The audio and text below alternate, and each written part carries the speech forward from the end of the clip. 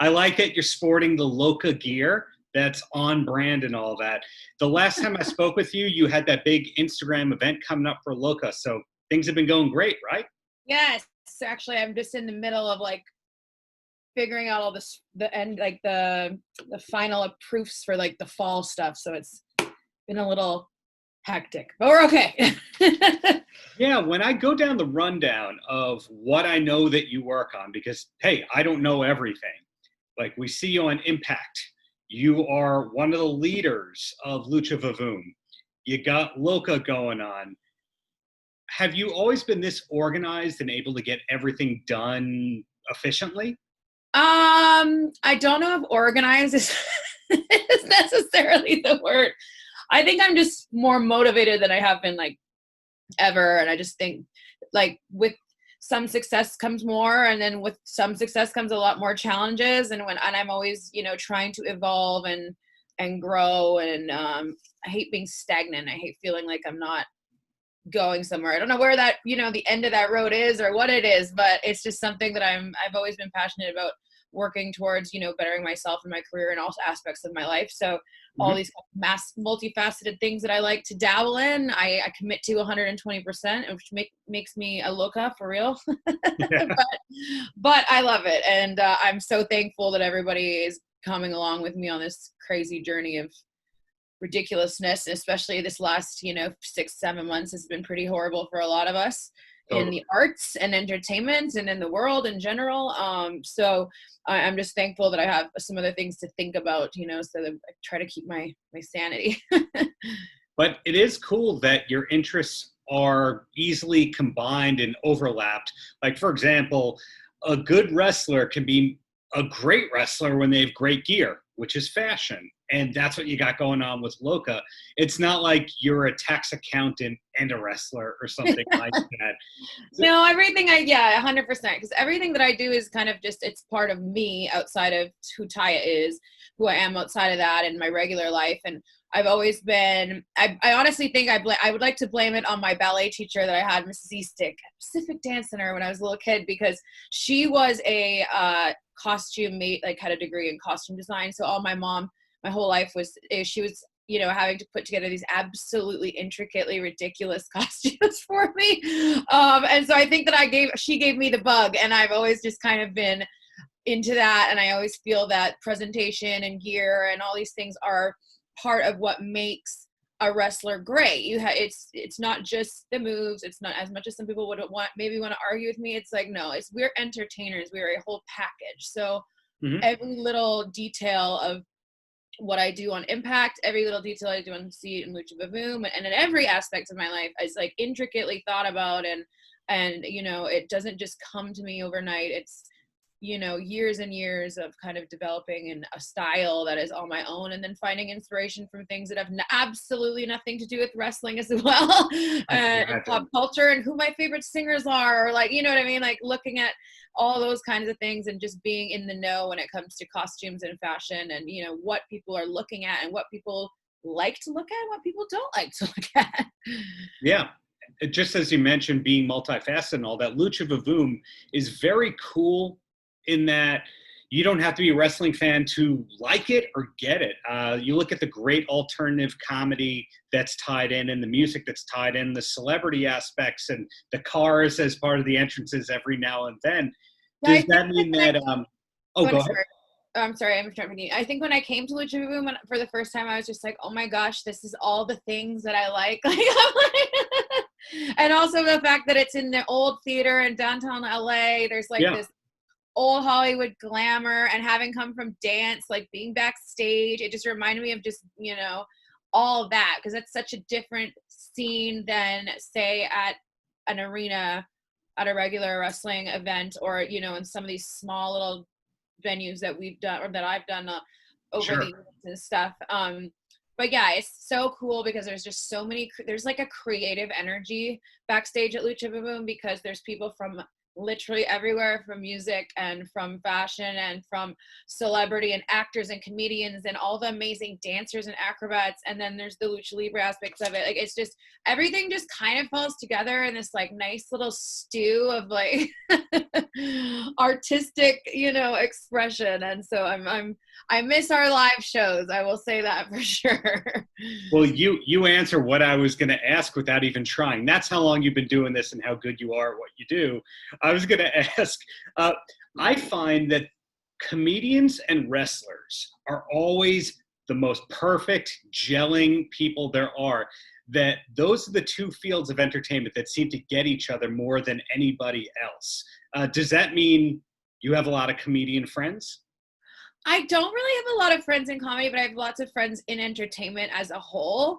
And I think that I don't know if the correlation between like comedians and wrestlers, I mean, I can see it. I feel like anybody who performs live and especially has a lot of an improv aspect to it. And also we are exposing ourselves to the world Yeah. like a bunch of maniacs. And I mean, that's like comedians do that, and like improv actors and actors as a whole, you know, like we're just exposing this like part of ourselves to the world. And like we are traveling all over. Like I like to say that pro wrestling is also kind of just like we're a circus.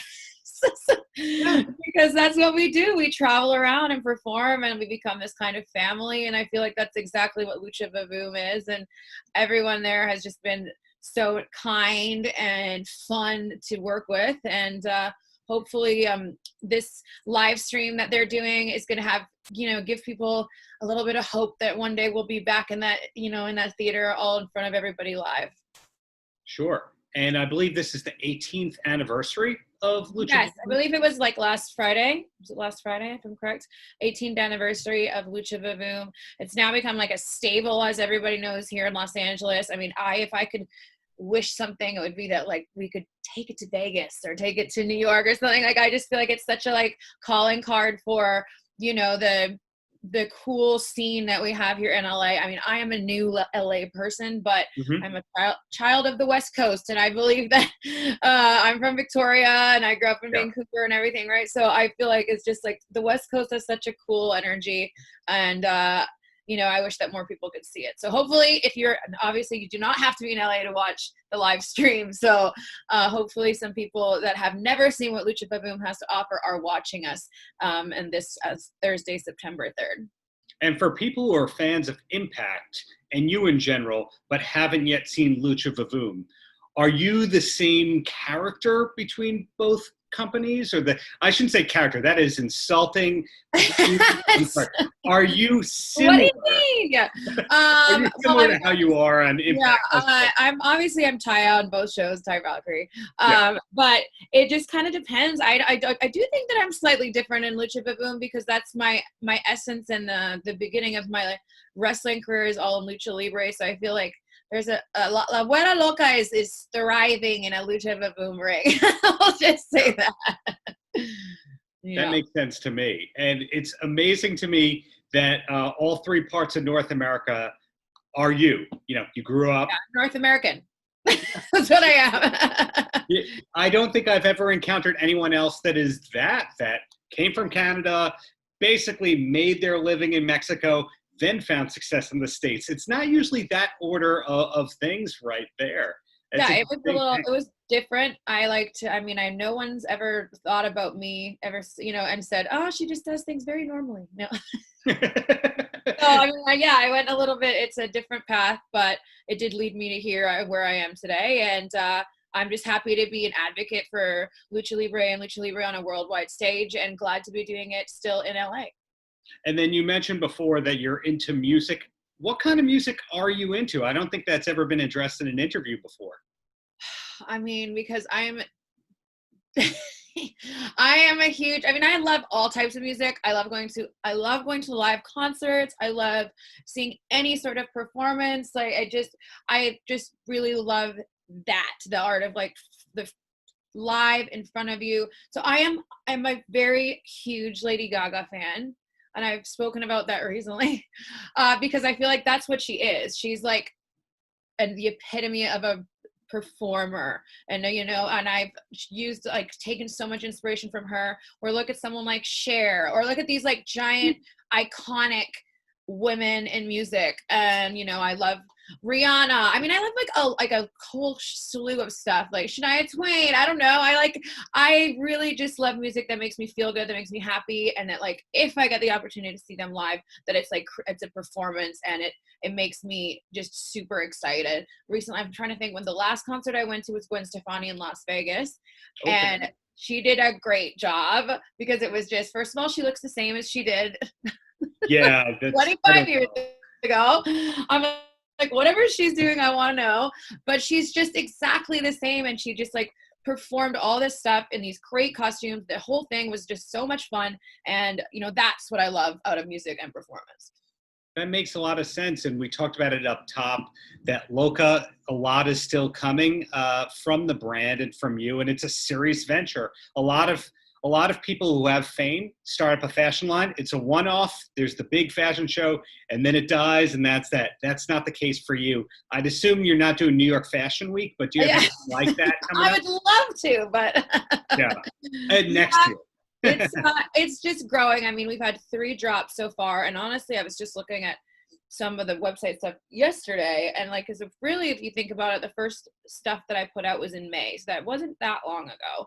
And I've done 3 drops, all successful. The brand has grown, obviously, quickly, but we're still taking baby steps. I'm still learning. I'm still making mistakes. I'm still, figuring out what works and what doesn't work, because like the fashion industry and retail and things like that are just completely different. I'm in school also for fashion, so it's literally a learning process. But I'm really excited about the things that are coming out this autumn, fall 2020 collection, because it's finally it's original drawings of mine coming to life. So it's a big step.